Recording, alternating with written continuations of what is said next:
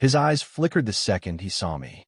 The years had carved deep lines into his face, but it wasn't age that made him look smaller. It was shame. I stood there in my crisp uniform, medals catching the sunlight, every step I'd taken in life leading to this single moment. The man who walked out on us when I was just a boy was about to learn exactly who I had become without him. If you've ever been underestimated, if someone's walked out of your life and thought you'd never amount to anything, this is your story. Stick with me, because by the time we're done, you'll know exactly how it feels to turn pain into power. And hey, if you love a satisfying revenge as much as I do, hit that like button and subscribe so you don't miss the next one. The day he left. The first thing I remember about that day wasn't the shouting. It was the cold. Not the kind that creeps in from a cracked window in the middle of winter, but the kind that starts somewhere deep inside and spreads until it touches everything. I didn't have the words for it back then. I was only 8, but I felt in my chest a sharp emptiness that made the room feel bigger than it was, like the walls had pulled away from me. Our apartment was on the 3rd floor of an aging brick building that always smelled faintly of fried onions from Mrs. Patel's place downstairs.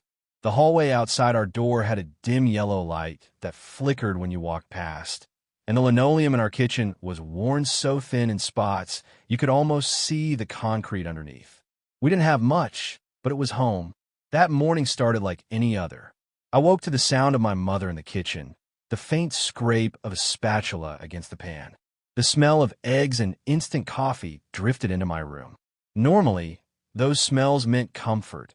Mornings with her humming under her breath, the radio playing softly in the background.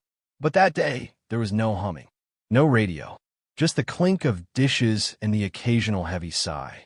I shuffled out to the living room, still in my pajamas, rubbing my eyes. The carpet was rough under my bare feet, dotted with the tiny Lego pieces I'd left scattered the night before. I sat cross-legged and started building again, stacking red and blue bricks into a lopsided tower. My mother glanced over at me once, offered a small smile, then looked back toward the kitchen doorway. That's when I heard it, my father's voice. It was low at first, a sharp whisper cutting through the thin walls. "You can't keep doing this," he said. My mother's voice answered, soft but firm.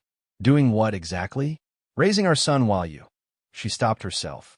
I could almost picture the way she bit her lip when she was trying not to lose her temper. I kept stacking Lego bricks, but my ears were straining toward the voices.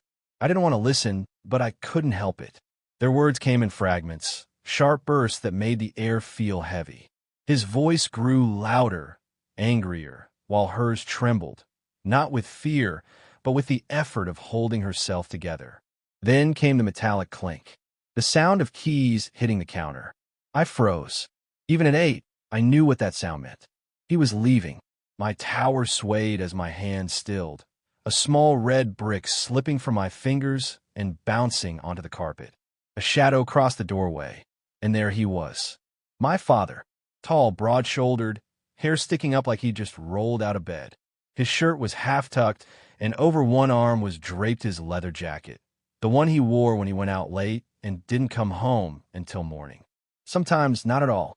His eyes flicked around the room, avoiding me. First to the old clock on the wall, then to the chipped paint by the window.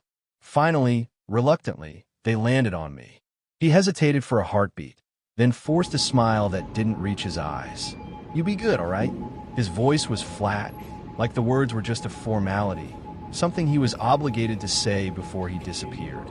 He didn't step closer, didn't crouch down to ruffle my hair or pull me into a hug.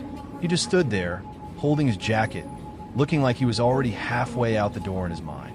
I wanted to say something, ask him where he was going, ask if he was coming back, but the words got stuck in my throat. Instead, I just stared at him, trying to memorize his face, as if I already knew I wouldn't see it much anymore.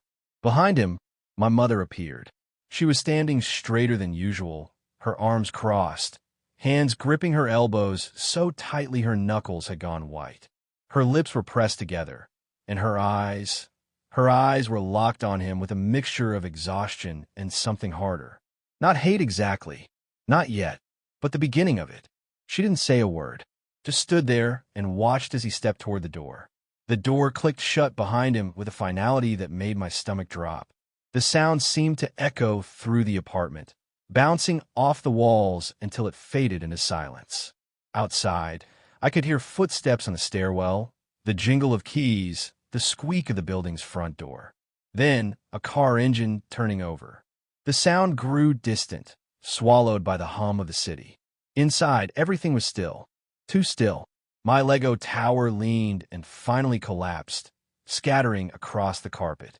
I stared at the mess for a long moment, not moving, like maybe if I stayed still enough, everything would go back to how it was an hour ago. My mother finally let out a slow breath and walked over to me. She knelt down until her face was level with mine.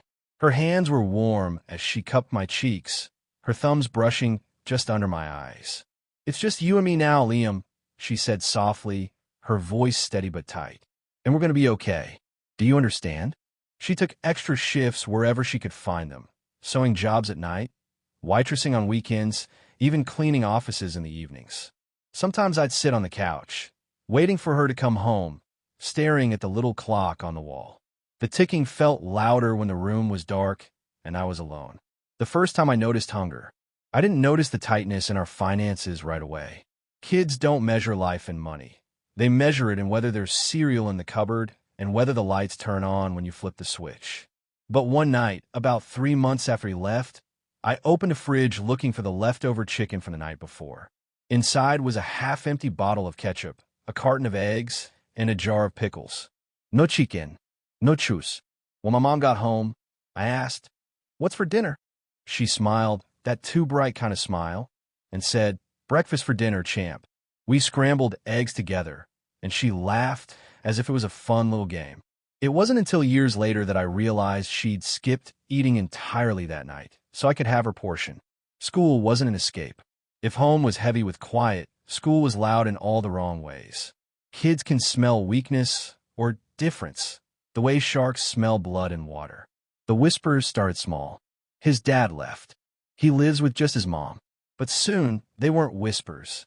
One boy, Tyler, made it his personal mission to remind me what I didn't have. "Hey, Liam," he'd say during recess, smirking. "Father's Day is coming up. What are you going to do? Write him a letter?" Oh, wait. I laughed it off sometimes, pretending it didn't matter.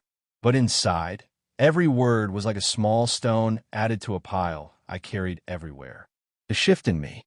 The first big change came the day I brought home a perfect score on a math test. My mother was exhausted, her uniform smelling faintly of bleach from the cleaning job, but when I handed her that paper, her whole face lit up. She hugged me tight, and I felt something shift in my chest. It was the first time I realized I could give her something, not just be someone she had to provide for. From then on, I threw myself into schoolwork with an almost desperate focus. If there was a way to help her by succeeding, I was going to do it. Nights alone, dreams taking shape. I spent a lot of nights alone. I'd finish my homework at the kitchen table, then wander into the living room and stare out the window at the street below. Cars passed, people walked home from work, couples held hands. I wondered if my dad was out there somewhere, walking down some other street, laughing with someone else's kid. That thought stung, so I'd push it away and distract myself with books. I read everything I could get my hands on, history, biographies, even military memoirs I found in the library. Something about them stuck with me. The discipline, the honor, the sense of belonging to something bigger. The talk that changed everything. One Saturday morning, I was sitting at the kitchen table while my mother walked in holding the mail. She looked tired but also curious. She handed me a brochure.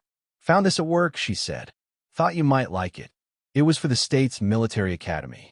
The picture showed young men and women in crisp uniforms, standing tall, their eyes forward, medals shining in the sun. The brochure talked about leadership, resilience, and earning your place through hard work. I remember my fingers running over the glossy pages, my mind catching on the idea like a hook. It wasn't just about the uniform. It was about the transformation, about taking control of who you were and shaping yourself into something, someone stronger. The talk that changed everything. One Saturday morning, I was sitting at the kitchen table while my mother walked in holding the mail. She looked tired, but also curious. She handed me a brochure. "Found this at work," she said. Thought you might like it. It was for the state's military academy. The picture showed young men and women in crisp uniforms, standing tall, their eyes forward, medals shining in the sun. The brochure talked about leadership, resilience, and earning your place through hard work. I remember my fingers running over the glossy pages, my mind catching on the idea like a hook. It wasn't just about the uniform. It was about the transformation, about taking control of who you were and shaping yourself into someone stronger. Do you think I could do this? I asked. Her answer was immediate. If you want it, you can. But you'll have to work harder than you've ever worked before. Pushing past my limits. From that day on, everything had a purpose.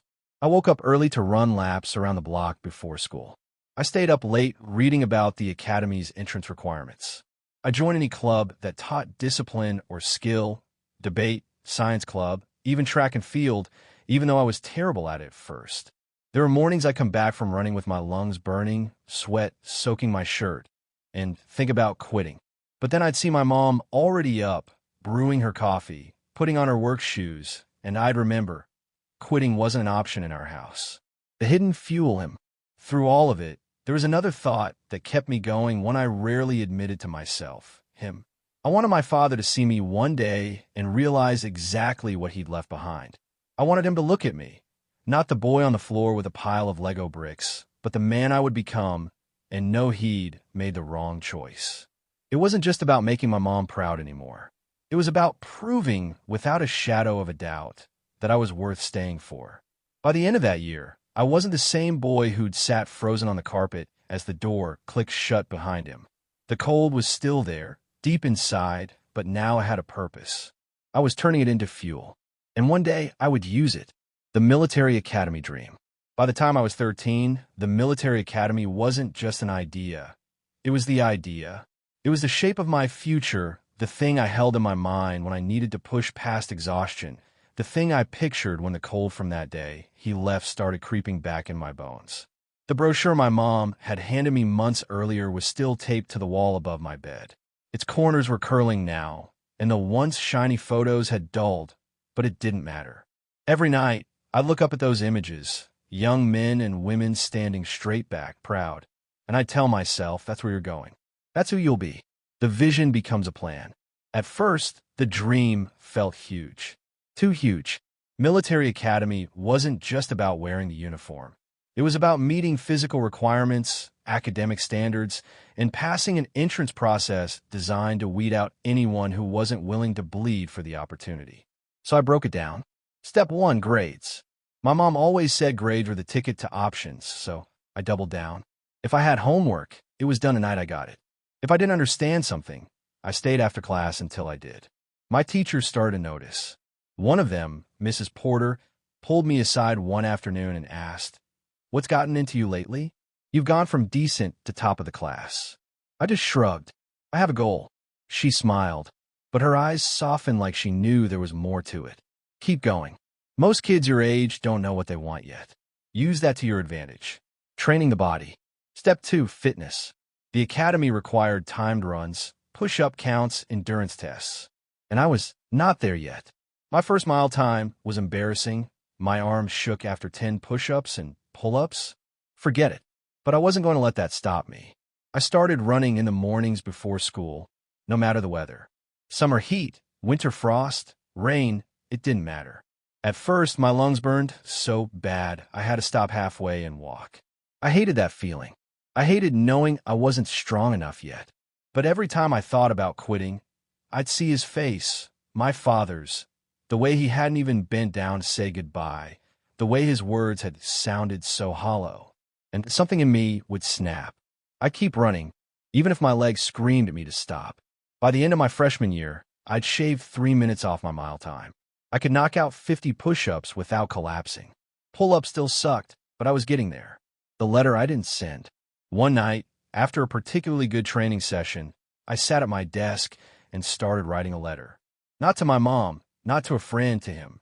I didn't have his address, but I wrote it anyway. It started with, "Dear Dad, you don't know me anymore, but you will." I wrote about my grades, my training, my plan to get into the academy. I wrote about how I didn't need him, but one day, When he saw who I'd become, he'd regret leaving. By the time I was done, the paper was crumpled from my grip. I stared at it for a long time before folding it up and shoving it in the back of my desk drawer. I wasn't ready to send it. Not yet. I wanted the proof to be undeniable when the time came. A mentor appears. The summer before sophomore year, I joined a local ROTC prep program. That's where I met Sergeant Miller. He was in his 50s, barrel-chested, with a voice like gravel and an expression that made you stand straighter when he looked at you. The first day, he barked at me for having my shirt untucked. The second day, he barked at me for my run time. By the third day, I realized he wasn't picking on me. He was testing me. "You've got fighting, you kid," he said one afternoon after I'd pushed through a grueling obstacle course. "But fight without direction is just chaos. You need discipline." Those words stuck. He became the first real male figure in my life who didn't flake, who didn't disappear when things got hard. Under his guidance, I learned more than just drills. I learned how to lead, how to think under pressure, and how to carry myself like someone worth following. Balancing the weight at home. Even with all the training and studying, I never forgot what was happening at home. My mom was still working herself into the ground. Some nights I'd come home and find her asleep on the couch, still in her work clothes, an unpaid bill sitting on the coffee table. I started picking up small jobs, mowing lawns, shoveling snow in the winter, helping Mr. Gomez at the corner store restock shelves. I'd hand my mom the cash without making a big deal of it. She'd smile, kiss my forehead, and say, "You don't have to do that, Liam." "I know," I'd answer, "but I wanted to." It felt like the only way to repay her for carrying both of us on her back for so long. The academy visit. When I was 16, the ROTC program arranged a field trip to the academy. Stepping onto those grounds for the first time felt electric. The air smelled faintly of cut grass and metal, and the sound of boots hitting pavement in perfect unison sent a shiver down my spine. We toured the dorms, the mess hall, the training fields. I tried to play it cool, but inside I was on fire. I could see myself here. I could see the uniform on my back, the weight of responsibility on my shoulders. When we passed a group of cadets running drills, one of them glanced my way. For a moment, I wondered if I'd look like that in a few years, strong, confident, untouchable. That night, lying in bed, I thought, this is it. This is where the boy who was left behind becomes someone no one can ignore. Eyes on the horizon. From then on, nothing else mattered. I cut out distractions. I trained harder. I studied longer. I didn't care about parties or gossip or anything that didn't bring me closer to the gates of that academy. Because in my mind, that place wasn't just a school. It was the proving ground. It was where I would take every ounce of pain, every sleepless night, every insult, and forge it into something unbreakable. And one day, I'd walk out of there in a uniform that spoke louder than any words I could ever say, becoming a leader. The first day at the academy hit me like a wall, not just physically, but mentally. The moment I stepped through the gates as a cadet, I realized every late-night study session, every pre-dawn run, every drop of sweat I'd spilled had only been the warm-up. The air smelled of fresh-cut grass and gun oil. The sun reflected off the metal insignias worn by the senior cadets, and the sharp click of boots on the pavement echoed like gunfire in my ears. I stood in line with 30 other recruits, each of us in crisp regulation uniforms, our names stitched neatly above the right pocket. Mine read, Michael Sinnell, Baptism by Fire. The shouting began within minutes. Not the kind of shouting you hear at home during an argument. This was precise, calculated, and relentless. Drill instructors moved like hawks, scanning for weakness. A crooked button, a slouched shoulder, eyes that didn't lock forward. Nothing escaped them. By noon, my shirt was soaked with sweat, my legs ached from standing at attention, and my voice was raw from shouting responses. When it finally allowed us to sit for lunch, I collapsed onto the bench in a mess hall, my hands shaking slightly as I held the tray. Across from me sat a tall, wiry recruit named Carter. He looked like he was about to pass out. "You good?" I asked. "Define good," he muttered, forcing a grin. We both laughed short, tired bursts. And that was the first time I realized something important. Surviving here wasn't just about being strong. It was about finding the people you could count on. the breaking point that didn't break me. The first month was designed to push us past our limits. Morning runs started at 4:30 a.m., and the obstacle courses seemed to be constructed by someone with a personal vendetta against human comfort. We carried sandbags up steep hills until our arms screamed, crawled through mud under barbed wire until our knees were raw, and did push-ups until the ground blurred in front of our eyes. One day, halfway through a particularly brutal run, I felt my chest tighten. My legs were like lead, and my lungs burned so badly I thought I might collapse. My vision started to tunnel. A voice in my head whispered, "No one would blame you for stopping." But then another voice, sharper, colder, cut in. He would. And he'd be right. The image of my father flashed through my mind. The way he'd looked past me that day he left, as if I were an inconvenience. My fists clenched, and something in me snapped. I pushed harder, passing 3 recruits who had been ahead of me, ignoring the pounding in my chest. When I crossed the finish line, I nearly collapsed, but I stayed on my feet, earning respect. By the second month, I'd stopped being just another face in the formation. The instructors noticed that I never quit, no matter how bad it got. I wasn't the fastest or the strongest, but I was relentless. When other recruits were slowing down, I was still moving. When they complained, I stayed quiet and focused. One morning, during inspection, Sergeant Diaz, a man whose stare could peel paint, stopped in front of me. He looked me up and down, then gave the faintest nod before moving on. It was a tiny thing, but in this place, a nod from Diaz was worth more than a medal. The first leadership test. Halfway through training, they gave us our first real leadership assignment, leading a small unit through a time navigation course in the forest. I was assigned as squad leader. My team consisted of Carter, a stocky recruit named Vance who had a bad temper, and 2 others who barely knew how to read a compass. The instructors dropped us off with nothing but a map, a compass, and a strict time limit. Within the first half hour, we were already behind schedule. Vance kept arguing about which direction to take. Carter was lagging from an ankle injury, and the other 2 were getting frustrated. The easy thing would have been to snap at them, to pull rank and force them to follow my orders. Instead, I stopped us for 60 seconds. I told Vance, "If you got a better route, show me on the map, but we decide now, and then we all commit." He pointed out his route. It was slightly different from mine, but close enough. I made the call to trust it. The shift was immediate. Once they saw I was willing to listen, they followed without hesitation. We hit the checkpoints one after another, making up lost time. When we crossed the finish line, we weren't first, but we were solidly in the top 5. The instructors didn't just grade us on time, they graded us on cohesion. Our squad got one of the highest scores in that category, the medal that wasn't about the medal. Toward the end of the year, I received my first commendation for leadership. It wasn't flashy, just a small ribbon on my chest, but when my mom came to the ceremony, I saw her eyes glisten. Afterward, she hugged me tight. "You're not just surviving here, Liam. You're thriving." Those words meant more than the medal itself.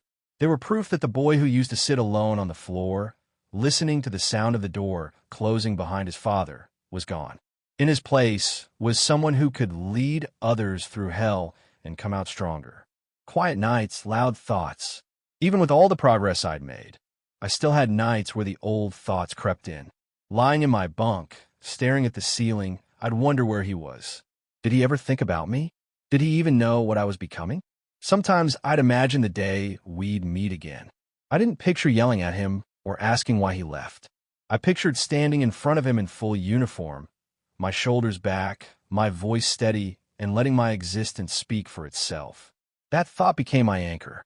Whenever training got brutal, whenever I thought I couldn't take another step, I'd hold that image in my mind. By the end of my second year, I wasn't just a cadet anymore. I was a leader, and leaders, I was learning, don't just prepare for battles on the field. They prepare for battles in life. The biggest one I'd ever fight was still ahead of me, the rumor. It happened on a day that started like any other. The sky above the academy was washed in pale winter light, the kind that makes everything look sharper.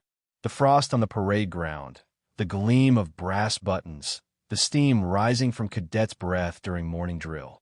We had just finished an exhausting circuit run, my legs heavy, my lungs raw from the cold air, when Sergeant Diaz barked for us to fall out and head to the mess hall. I was halfway through my breakfast, powdered eggs and coffee that tasted like burnt rubber, when I overheard it. A voice from nowhere. Yeah, saw him in Brooksville. Works over at that auto shop on Main Street. Surprised me, honestly. Thought the guy had moved states years ago. I wasn't even paying attention at first. The mess hall was always a wall of noise. Chairs scraping, trays clattering, voices overlapping. But the name that came next cut through the din like a gunshot. Michelson. I froze, my fork halfway to my mouth. My ears tuned in to the conversation happening 2 tables over. A tall second-year cadet named Haskins was talking to another guy I didn't know well. He was laughing, casual, like what he was saying didn't matter. Yeah, Michelson. Guy looks a lot like you, actually. Same eyes. You related? The drop in my stomach. I didn't answer. I couldn't, they weren't talking to me.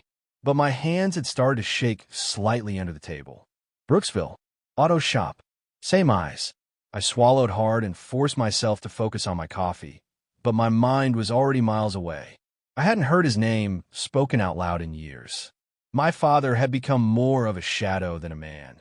Someone who existed in the past tense. And now, suddenly, he wasn't a shadow. He was somewhere, living a life, close enough that I could get in a car and be there in a few hours. The rest of the day was a blur. Classes came and went, navigation drills, tactical planning, even weapons maintenance, but I wasn't really there. Every time I tried to focus, my mind went back to that table in the mess hall, back to the words Brooksville and auto shop. I kept seeing his face from that day he left. The leather jacket slung over his shoulder.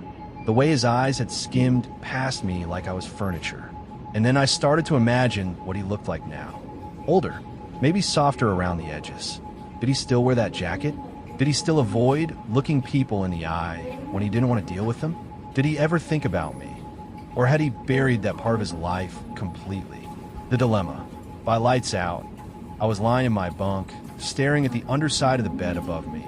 The room filled with the slow breathing of the other cadets. My mind was a battlefield.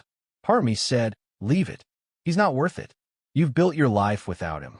Don't give him the power to hurt you again. Another part, the louder part, said, no. This is your chance.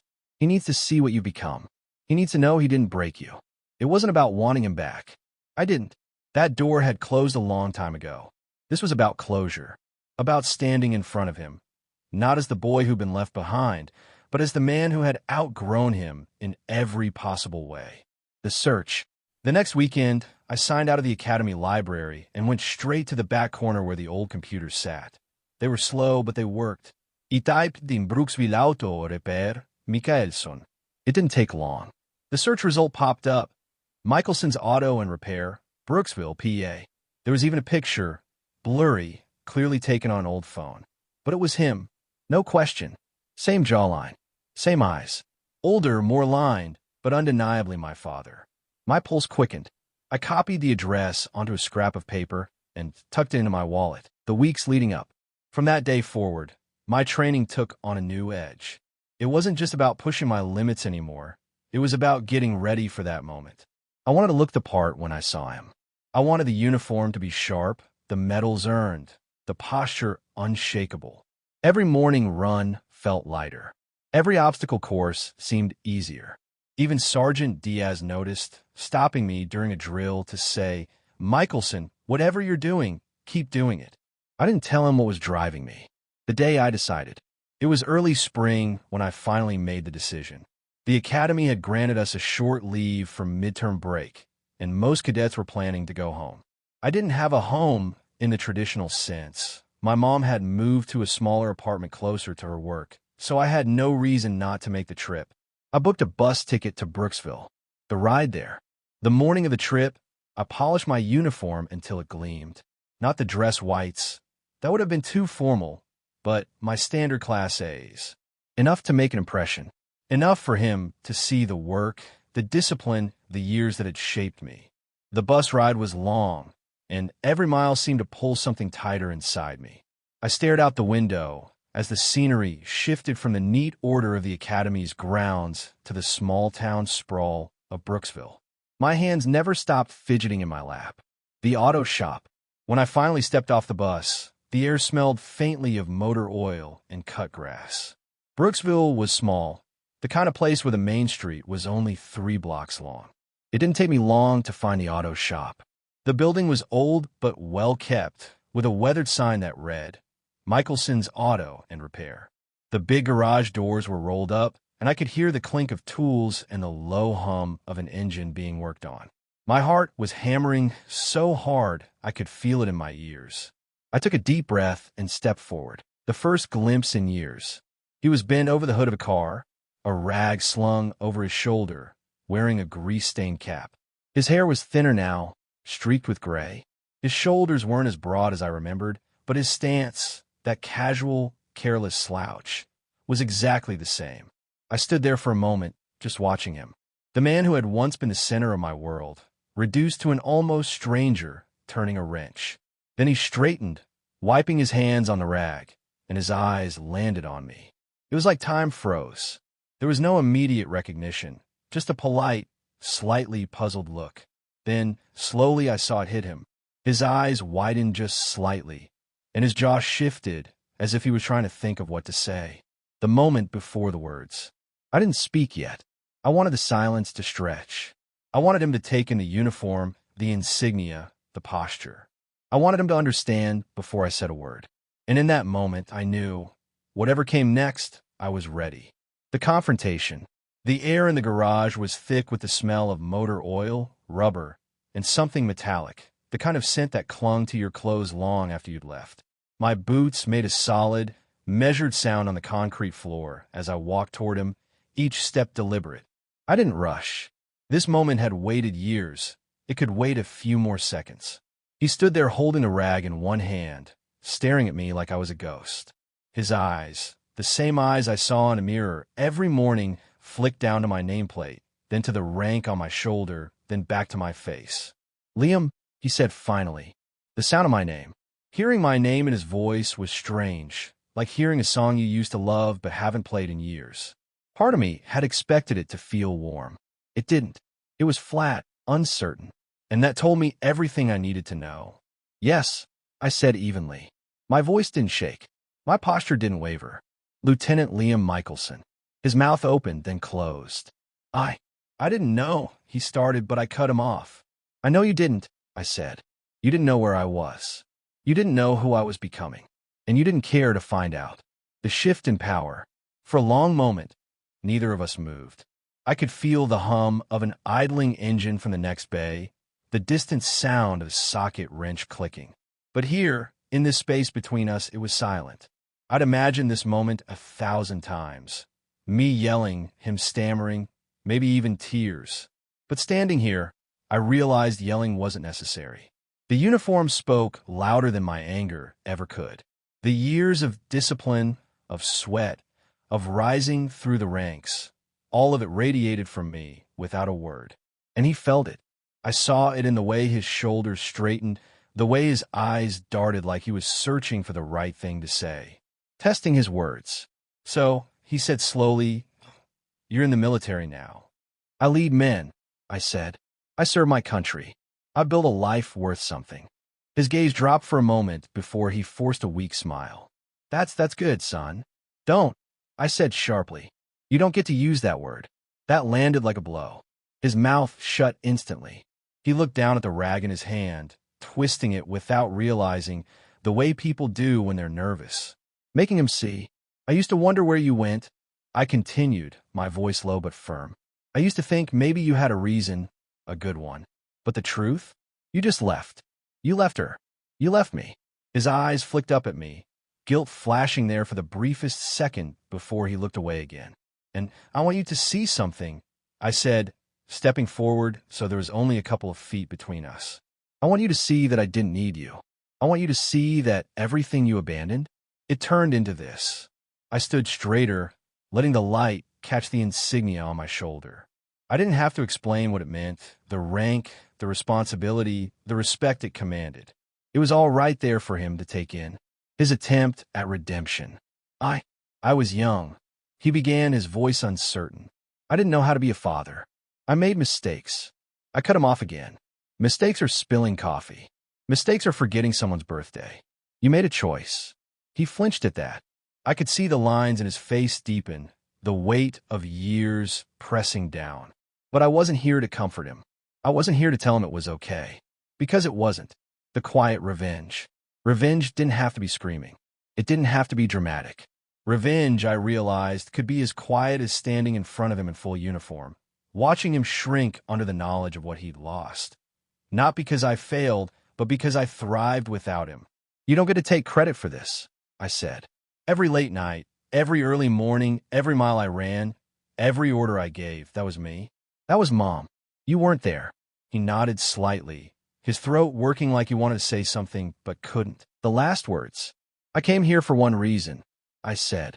To look you in the eye and tell you, I made it. Without you. In spite of you. For a moment, I thought he might say something. Maybe an apology, maybe an excuse, but nothing came. He just stood there, silent, holding that rag like it was the only thing keeping his hands from shaking. I turned to leave, my boots echoing on the concrete. At the door, I stopped and looked back. Goodbye. Michelson, I said, deliberately leaving off Dad. I walked out. The walk away. The sunlight outside was brighter than I expected, almost blinding after the dimness of the garage. My chest felt lighter.